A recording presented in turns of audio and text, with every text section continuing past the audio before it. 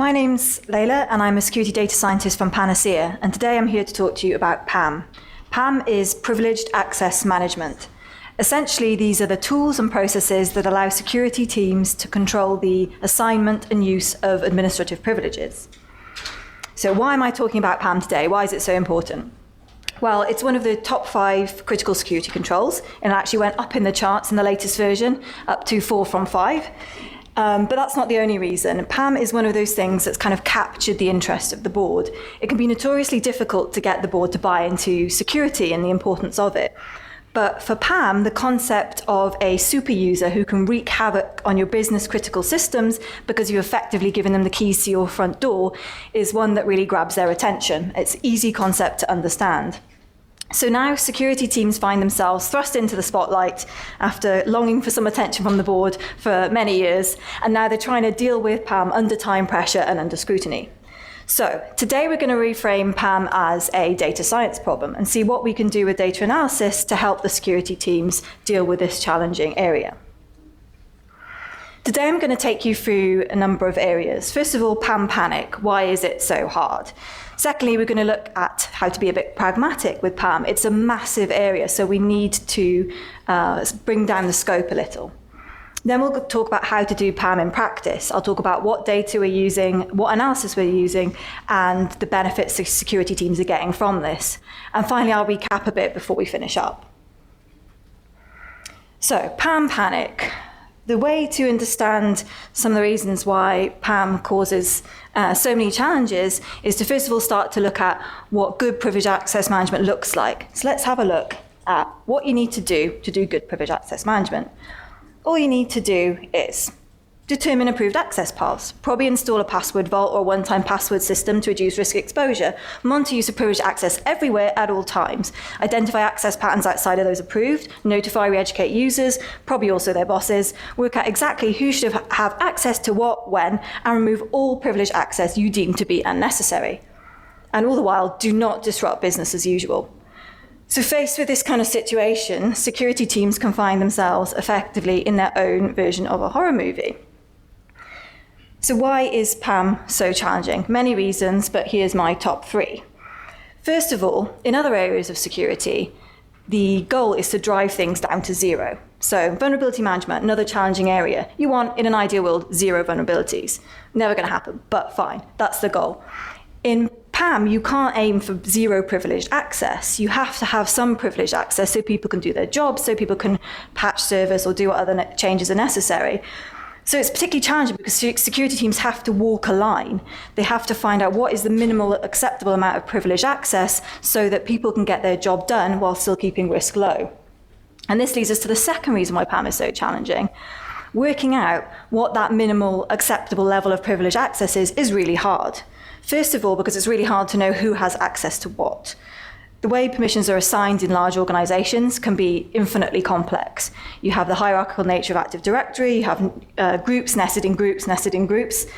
You have companies growing by mergers and acquisitions, so you have different systems across the kind of subgroups within the organization, different areas of the globe. People can get local access assigned directly for a particular job and never get it taken away. As one CISO said to me, we're really good at giving people extra access so they can be efficient at their job. We're just not very good at taking it away again. And this brings me to the final reason, well, of my top 3, why PAM is hard. If we look at how permissions are at the moment, you've basically got this kind of Jenga tower that's tottering around that all business as usual is built on top of. But from the business's perspective, it's kind of a if it ain't broke, don't fix it situation. Everyone can do their job right now. So why are we going to try and pull some of those Jenga blocks out and hope the entire thing doesn't fall down? The reason for that is from a security perspective, it is broke. Having all these additional permissions that people don't need is a massive kind of attack surface, a massive security risk. So unfortunately, we do have to go and play Jenga. So how can data science help security teams trying to do this? First of all, we can help with that visibility problem. You know, I said it was really complex to understand who can actually do what. So by going and getting data sets from across the organization, linking them together effectively, we can give some much more complete, accurate, and timely visibility on the permission situation. We can also start to look at how we can use data visualization to allow security teams to consume this knowledge better. So if you just have a list of permissions, it's quite hard to understand what that really means, what the impact in other areas will be. But if we switch to something like a graph visualization, suddenly people can consume a lot more information a lot more effectively. And finally, we can look at decision support. This is where we move on from saying, hey, here's a really clean, accurate, nicely visualized set of data, go and do your work, to saying, hey, how about we run some more analytics and try and provide you with a prioritized list of areas to address. So it's really starting to take away some of the manual work. So if this is a data problem, what are our data challenges? The first one is what I like to call, do you even log? And as with the first talk this morning, I'm going to just refer to John Hall's talk on opening the track yesterday to tell you why it's really hard to get data and get data where you need it to be. And I'm not really going to say any more about that. The second challenge is the variety of data sets that need to be combined to have a good view on PAM. As you'll see later, I'll be talking about things like event logs, Active Directory, HR data, identity access information, and things like asset inventory or CMDB. Finally, when we talk about privileged access management, we're not just talking about devices. This is about access to databases and applications as well. Each of those layers of the stack has many flavors. We've got Windows, Linux, Unix, Mac OS. We've got different flavors of database. We've got all your in-house application GUIs that we have different ways of logging and different formats. We've got to try and get all that data, which is kind of problem one, but then we've got to understand it, clean it, analyze it, and bring it all together in some kind of coherent picture so you can see really where the risk lies. And finally, we've probably got multiple AD domains as well. So that's just another potential issue to contend with. So as you can see, the scope of dealing with PAM from a data perspective is potentially absolutely enormous. So we have to be a little bit pragmatic in terms of how we're going to approach this. So the two kind of pragmatic principles we're going to go with are start slow and start small. So start slow. If you think about the 3 V's of big data, volume, variety, and velocity, you've already got a bit of a variety problem, as I already talked about. So you've got enough of a challenge to kind of deal with that. So the approach we're taking, and our suggestion is forget about velocity for now. You don't need streaming log events first of all. Why not just focus on getting the variety right, pick an update frequency for your analysis that's suitable. Something like a day would be fine. The second reason for forgetting about kind of streaming and velocity, if you like, for now, is there's really 2 phases of applying security metrics when you're talking about the basics of having good cyber hygiene. The first step is when a security team first gets visibility on an area. So there's a new analysis program, there's new data coming in, and effectively that's kind of like lifting a rock and looking under it. You know it's going to be horrible. So there's going to be a lot of cleanup to do. The second stage is after all that cleanup, you're kind of just trying to maintain your situation. You know, you've lowered your risk, everything's looking good, you're happy with your metrics. Now you just have to keep things ticking over. So when we're in the first situation, which we are as soon as PAM comes onto the radar for most security teams, you're going to focus on cleanup, which means you absolutely do not want anything like real-time monitoring because it'll just be a bunch of noise. So here's yet another reason to just, start with, say, daily refresh of your data, because slow and steady is going to win the race in this case. So how about starting small as well? What I mean by this is focusing on a few systems that are important. So if you look at this very complex Venn diagram here, you've got systems you care about on the left and data you can get on the right. And basically where they overlap is where you should start doing your analysis. So an example of this might be, suppose your company has, a few payment systems that run off Windows servers, and you know that you can get the event logs for those pretty easily. Then focus on that. Focus on doing this kind of analysis around PAM on those servers. That's not to say, however, you shouldn't start to request the data you'll need to expand that to the Linux servers or to the databases or to the application layer themselves, because you'll probably be a long time coming. But the point is, don't wait till you have all the data to solve PAM across your entire organization before you start to do something. As many of the other talks have demonstrated, there's a lot of power in just doing a POC first of all and proving value. So, systems you care about. The approach we take is to focus on business critical systems for this.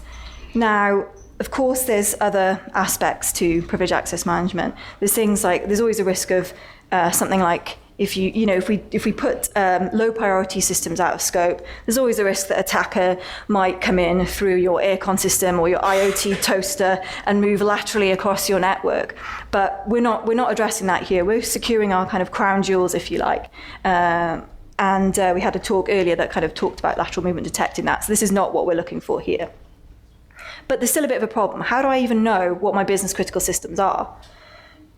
If I had to ask you all to go back to your organization today and get a list of all the applications, databases, and servers that were business critical, how successful would you be? Because in my experience, the security teams I'm working with, they just simply don't have access to this information.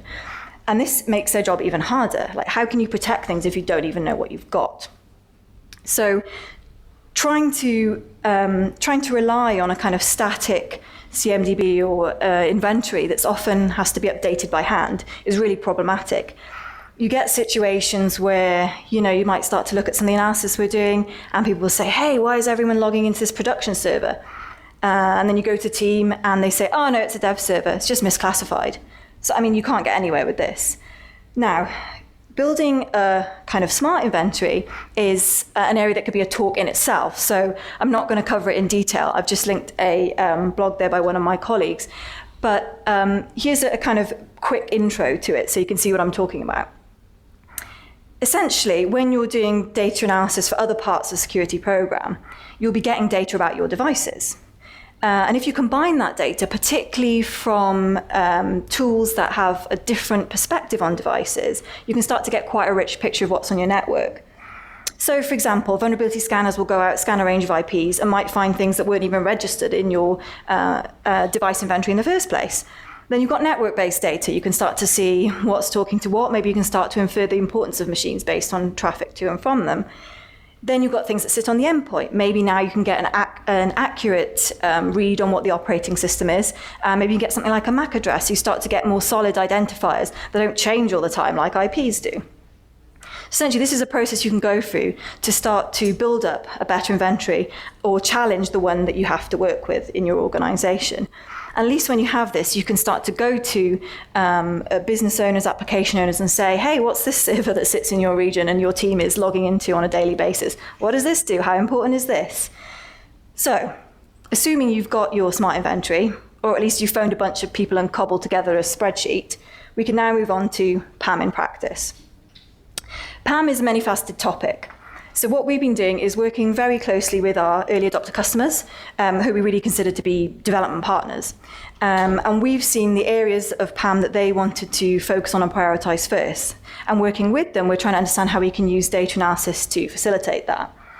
So the two areas that we're working on together is evaluating kind of what's going on now. So who is logging into these business critical devices we've identified. And then discovering the art of the possible, where possible is normally bad, which means who has administrative permissions on these key devices. So let's start with what's happening. So kind of entry-level data to be able to solve this problem, you're going to need your event logs. So I'm going to focus mostly on how we're doing this for devices, just in the interest of time and not reading out a bunch of lists. But just keep in mind that PAM covers all the other types of logins as well, not just device stuff. So for Windows, we've already had quite a few mentions of Windows event sort of log forwarding, NX log, and things like this, ways you can collect this data in previous talks. You can also use syslog to bring these events in. Once you've got this data, you then need to identify the events that that are important to you. And in our case, it's successful logins. So with these, we can use Windows event IDs to cleanly pull them out. For syslog, it's a bit more complicated. You have to start to parse the event message itself. But anyway, once we've got that, we need to define what access is allowed. So we know who's logging in. We know which accounts are logging into these key devices. But are they doing it in the appropriate way or not? So if you remember, I said right at the beginning that one of the key things for PAM is to define what allowed access paths are, how people should log in, from which account and from where. And this is really something the security team has to put in place. This is all about policy. So this might be where the security team has installed a kind of password management vault, and then you know that only the accounts managed by that vault should be used to access those systems. Or maybe there's a jump box has been specified, or maybe there's a certain type of account we should be using. Whatever the rules that the security team has decided upon, we can kind of codify those and then classify all the events, the login events that we see as kind of good or bad. The other thing we can start to do, if we bring in a little bit more data, is start to ask who. So you can see what accounts are logging in, but who actually owns those. So kind of next level data, we can go and get identity and HR data and go back to that system inventory or Excel spreadsheet, whatever you're working with, to see who owns and maintains the system. The kind of things we can do with this is from an identity and access management tool, we can start to map actual humans to the accounts that we can see logging in. This is valuable for a number of reasons. First of all, again, one of the whole ways of doing PAM is to re-educate the users to use the approved paths. So now we know who they are, and we can send them an email and be like, hey, you should be logging in this way.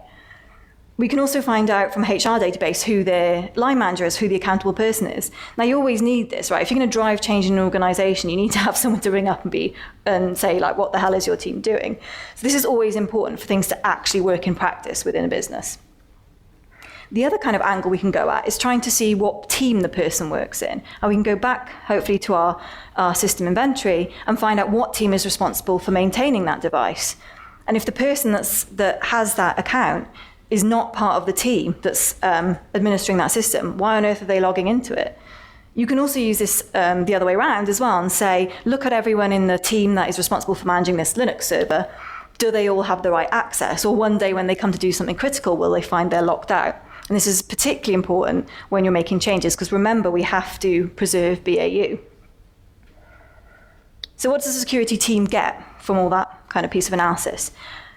They're going to get information about all the login events to business critical devices via unapproved access paths. They're going to know the person that's using those unapproved routes. They're going to know their accountable manager, so they can start to produce reports and sort of retrain people. And they can start to validate if people on teams have the correct accounts and permissions to allow them to do their job. The second phase is looking at the art of the possible. So just because you can't see someone logging in, it doesn't mean they have administrative permissions that they shouldn't. So now we actually want to go and see who has local admin rights on these devices. Data we're going to need for this is groups and accounts local admin permissions, the AD domain of those groups, because in a multi-domain environment, you can't assume that the group name is going to be unique, so we need to check we're kind of querying the right data, and also AD group membership data. So in terms of the group membership data, we're just going to go and query Active Directory directly and get a list of groups. And you have a group membership list, and you can kind of walk the hierarchy, if you like, to find out for each group what are all its members. Local admin permissions for Windows turns out to be fairly straightforward to go and get. Many vulnerability scanners have informational vulnerabilities that you can use to retrieve the list of local admins. Or there's things like OS query, or you can use endpoint protection where you can query agent to find out properties of the device, like who has local admin permission. It turns out doing this for Linux and Unix is considerably harder. You can still use the approach of going in via an endpoint tool. However, we're now trying to parse out the sudoers file, the location of which differs depending on which distribution, which version of Linux or Unix you're using. And it's very complex. It's not just a list of who has permissions. It's got a complicated syntax all of its own, where you can say this group can do this, but not this, and this user can do that, but not that, and this group and that user, but not that group and that user. And you can define aliases for groups and users within the file. So this is like a really messy kind of data cleaning problem. But assuming you get there in the end, we can combine those two sets of data somewhat like this. We've got the data from the local admin or sudoers file, so we know which group is directly assigned permissions. And by looking at the hierarchy we pulled out of AD, we can see who else has inherited permissions. And if we do that for multiple devices, we start to get something that looks like this. This is just an example, but it's very much representative of what we see in real data. Although this is not the most complex example I've seen, that would just be basically millions of lines. So it's pretty messy, right? You can see that there's only three devices here, and already we've got an absolute kind of chaos of lines and group memberships. The kind of things that the security teams are trying to clean up are as follows. This is just a simple kind of example to show a few specifics.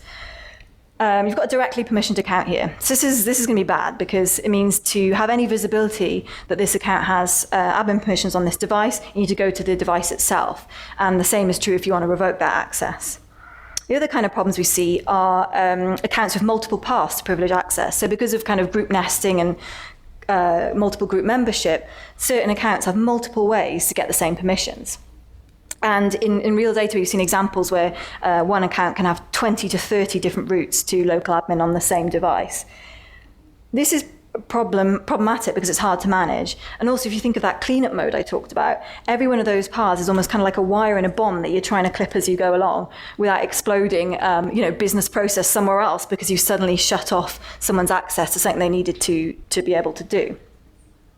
So this is a good start. What the security team gets from this kind of analysis is they can see all the paths to local admin on business critical systems, and they get a kind of list of all the permissioning problems that they want to remove and their location. The challenge here, though, is the scale, right? How do we find all those permissioning problems in this? But for every system, remember there's only 3 devices here, and without impacting other systems. So if you think what we're doing here is using graph visualizations to say, for these given devices, show me everything that has local admin. And you might see a group that doesn't look very important. We'll just take that away. But out of your view of your current kind of data scope, there's a system over here which you've just shut off access to. And tomorrow you're going to get a bunch of angry phone calls that no one can log into their production database. So there's a real challenge here, which is one we're still working on. We can't show all the entire graph of permissions in one go because it's simply not human readable. But we need to come up with a way to try to give context about what else is happening. So the next steps on this and things we're working on at the moment is trying to further help security teams untangle this. Essentially, it's trying to take them away from having to manually view all that lovely graph data. And this is where we get onto decision support part, which is a work in progress. One of the things we're looking at is a what-if analysis. Can we provide effectively some kind of sandbox where people can play around with the graph without actually touching the permissions themselves, and they can see the impact of changes they make? We can also start to look to kind of standard graph theory. We can apply pathfinding algorithms to find shortest paths. We can find examples where between 2 nodes, an account and a device, there's many, many different connections. So we can highlight these can be removed first. And we are also investigating, we also want to look into if we can see whether using techniques like clustering of users and groups and the ways things are permissioned can identify outliers for us, so we can start to see if certain things jump out. And basically we can prioritize these so security teams have a bit less manual work to do. So what should you take away from this talk? First of all, access to data via instrumentation is essential. Check what you can get your hands on first, ask for more, but don't wait to get started. Don't boil the ocean. That's probably my number 1 piece of advice for any data science problem ever.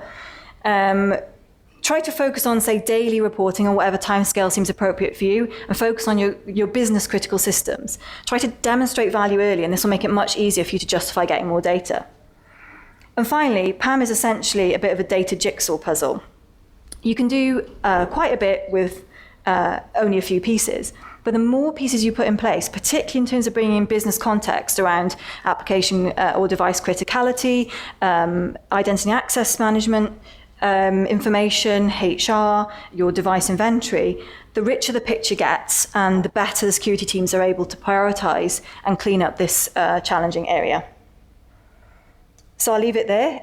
You can find me on Twitter. I'm around this afternoon and happy to chat. And also if you have any feedback or suggestions or comments on how you're doing this yourselves, I'd be really interested to hear them. Thank you.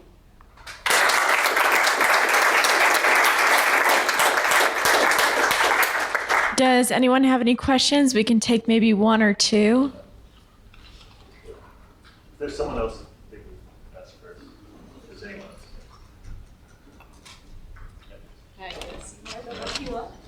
else? So you were looking at pathfinding algorithms. Have you looked at minimum cut?